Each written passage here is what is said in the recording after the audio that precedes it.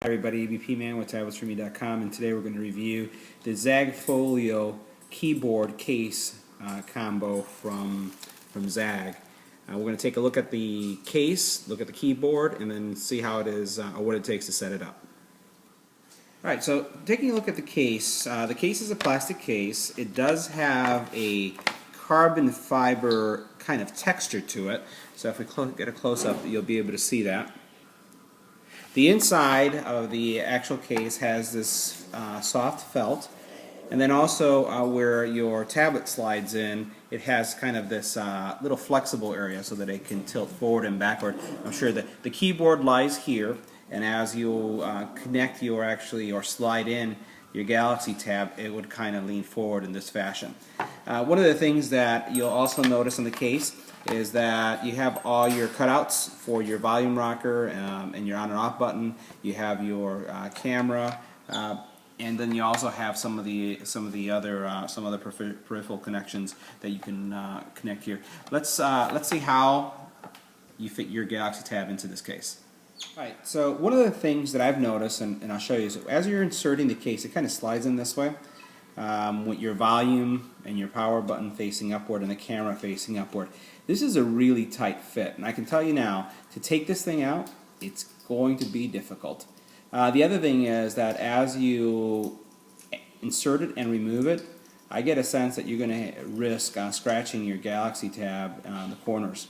Also, if you have a screen protector that is not well centered, or if you're using the Zagg screen protector, which is more of a film or a very thin film as opposed to what I'm using here, which is an SPG screen protector, I have a sense that you're going to get some bubbling in the corners, and it may raise itself as you insert and remove it. Once it's inserted, it's a tight fit.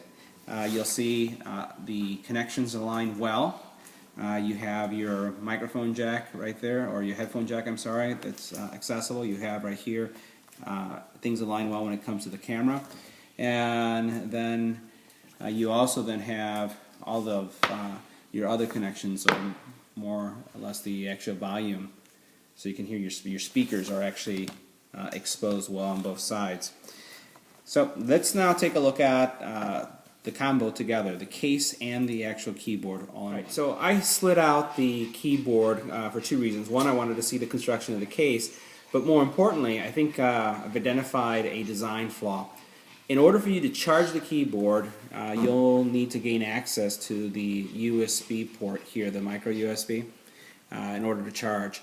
Unfortunately, when the keyboard is slid in completely into the case, you don't have access to the charging area. So we'll go ahead and slide it completely so you can see what I'm talking about. So that's the keyboard inside of the case. Here's where I need to charge, but there's nothing, or there's no opening here, no cutouts for you to charge.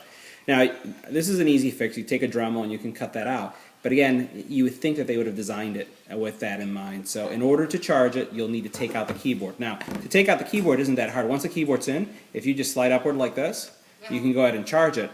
But why should you? You know, that was one of the things that many people have complained about with the standard Samsung case, that the Samsung case doesn't really allow access to the charging port without opening the case, and the same thing is true here for this keyboard. Just don't get it. Now, once you've connected everything, it's a rather good-looking case when you think about how your Galaxy tab looks in it. It's a very attractive case. It's the carbon fiber look gives it a more of an executive look, but it also adds some weight. So if we were to close this, this is what it looks like with the case closed. And if I were to compare it to the original Samsung case, you'll notice that it's added significant thickness with the keyboard. Once again, the case and the keyboard add almost double the width of the Galaxy tab. It also adds some weight. The material is heavier, so it's significantly heavier. And again, I say significantly. It's not like it adds a couple pounds, but again, you have a light tablet and you're adding this case, and you're just going to pay the price when it comes to the additional weight. If that's okay with you, then I think it's a great option to get a keyboard combo. Let's take a look at how hard or what does it take to connect. Alright, first thing we're going to do is turn on the keyboard. Once we do that, we'll see our status light is flashing. We'll press the connect button. And what we'll do is start searching for any type of Bluetooth devices. So we're going to do find nearby devices. And you'll notice here's the device that it's actually found. It says that it's pairing. We're going to enter the code on the keyboard, 8403, and we'll just enter. Okay, and it gives you a little message to use Bluetooth keyboard change input method, right? So we're going to say OK. And you notice that it says that it's connected. So here you have it connected. So pretty simple to connect, pretty straightforward. Let's see how it works. Alright, so here we have our Galaxy tab is on, and let's go over some of the functions of the keyboard. One of the things that you can do is you can control the brightness on the keyboard, so you can do that. You also have some multimedia controls, so you can increase or decrease the volume. You can actually mute it with one button, or again, increase or decrease the volume. You also have access to the music, so if you press play, you can do that.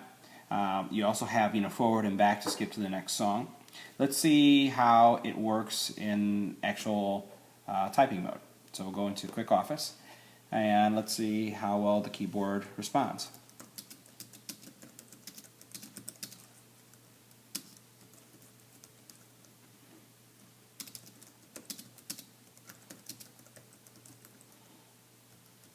Well, it's a pretty responsive keyboard. There's really no perceivable lag. So as a keyboard, it works really well. You do have your up, down, left, right controls, so I'm able to move back and forward. And again, I really can't discern any lag from the keyboard and the Bluetooth connection, so that's really good. Delete functions, the backspace works fine. Home button takes you back home. All in all, it's a good keyboard. I'd say the only comments I'd have, which are some of the design features, is once again, you really have to either cut out with the Dremel your charging area so that you don't have to take it out. And then, as I had mentioned earlier, one of the, I think, challenges that you will have with this, especially if you are in the habit of changing cases and may not use this as your permanent case, is removing it outside of the actual, or removing it from the actual Zag case. Let's see how easy or hard it is to remove it. So let's see how easy it is to take it out of the case. And remember, it's great to have something that's snug, but if it's too snug, I can see this causing problems later on. So I'm going to try to remove it. I don't know if you can see this, but it's hard to get out. And I'm trying to do this evenly because I don't want to ruin my Galaxy tab. But